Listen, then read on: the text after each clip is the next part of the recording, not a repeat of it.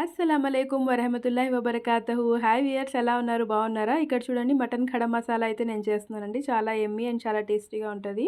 కుక్కర్లో ఒక 2 spoons oil తీసుకొని ఇక్కడ ఖడా మసాలాకి కావాల్సిన ఈ మసాలాలు చూడండి. బిర్యానీ ఆకు, షాజీరా, జావిత్రి, ఈ ఫ్లవర్ ఉంటుంది కదా, స్టార్ ఫ్లవర్, లవంగం, మిరియాలు కూడా ఉన్నాయండి. మిరియాలు, దాల్చిన చెక్క ఉంది కదా, దాల్చిన చెక్క, ఆ తర్వాత ఇలాచీ అండి. 2 టైప్స్ ఆఫ్ ఇలాచీ కూడా యాడ్ చేశాను నేను ఇందులో.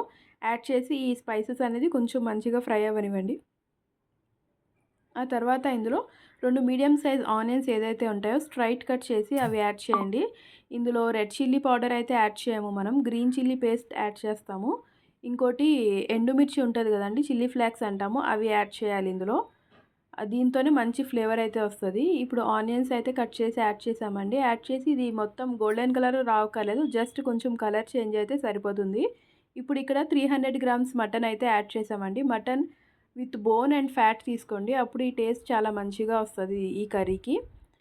ఇది వేసి మంచిగా కొంచెం కలర్ చేంజ్ అయ్యేంత వరకు మంచిగా ఇలాగా ఫ్రై చేయండి దాన్ని. ఒక 5 మినిట్స్ హై ఫ్లేమ్లో పెట్టి కొంచెం ఫ్రై లాగా, వాటర్ ఇది కలర్ చేంజ్ అవుతుందండి, మీట్ వైటిష్గా అవుతుంది, అప్పుడు దాకా కొంచెం అయితే ఫ్రై చేయండి. వాటర్ బయటకు వస్తుంది కదండి, రిలీజ్ అవుతుంది కదా. ఇప్పుడు మనం ఇందులో ఫ్యాట్ కూడా యాడ్ చేసాము. ఒక 1/2 కప్ ఫ్యాట్ అయితే యాడ్ చేసామండి, మటన్ ఫ్యాట్. సో ఇప్పుడు ఇది కొంచెం ఫ్రై అవుతుంది కదా, ఇప్పుడు ఇందులో అల్లం వెల్లుల్లి పేస్ట్ ఒక స్పూన్ యాడ్ చేయండి. యాడ్ చేసి టేస్ట్కి సరిపడా సాల్ట్ యాడ్ చేయండి.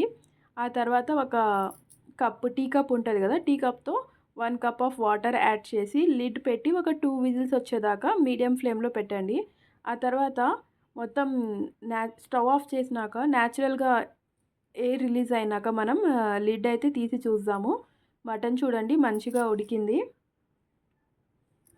మటన్ చూసుకోండి ఉడికిందా లేదా, ఉడకకపోతే ఇంకొక విజిల్ వచ్చేదాకా పెట్టండి. మంచిగా ఉడికిందండి. ఇప్పుడు ఇక్కడ ధనియా అండి, 2 స్పూన్స్ ధనియా అయితే కొంచెం లైట్గా రోస్ట్ చేసుకొని దంచి ధనియా యాడ్ చేయండి.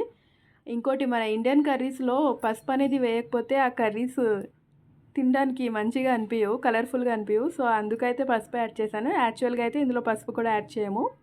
తర్వాత 2 spoons green chilli paste add చేశానండి. 1 స్పూన్ అది చిల్లీ ఫ్లేక్స్ అంటాం కదా, అవి యాడ్ చేసాము. ఆ తర్వాత ఒక టమాటో అయితే కట్ చేసి సన్నగా యాడ్ చేసాము. పెరుగు ఒక స్పూన్ యాడ్ చేయండి, గడ్డ పెరుగు ఉంటాం కదా, అది యాడ్ చేయండి. ఇప్పుడు ఇలా ఆయిల్ సపరేట్ అవుతున్న టైంలో మనం ఇందులో కరివేపాకు అయితే యాడ్ చేసుకొని, ఫ్లేవర్ కోసం అయితే కరివేపాకు యాడ్ చేశానండి, లేదంటే మీరు స్కిప్ చేయొచ్చు. బట్ కరివేపాకు యాడ్ చేస్తే మంచి ఫ్లేవర్ అయితే అరోమేటిక్గా ఉంటుంది. ఇప్పుడు దీన్ని మంచిగా మిక్సప్ చేయండి. ఇలాగా ఆయిల్ సపరేట్ అవుతుంది కదా, అంతే అండి, అయిపోయింది. మీరు డిష్ అవుట్ చేసుకోవచ్చు దీన్ని. చాలా టేస్టీగా ఉంటుందండి. ఎప్పుడైనా మటన్ తెచ్చినప్పుడు ఈ స్టైల్లో, ఎప్పుడైనా కొబ్బరి అవి ఏమీ లేకుండా ఈ స్టైల్లో అయితే మటన్ కర్రీ ఒకసారి చేసి చూడండి, మీ అందరికీ చాలా బాగా నచ్చుతుంది. మీరు ఒకసారి ట్రై చేయండి. అల్లా హాఫీజ్.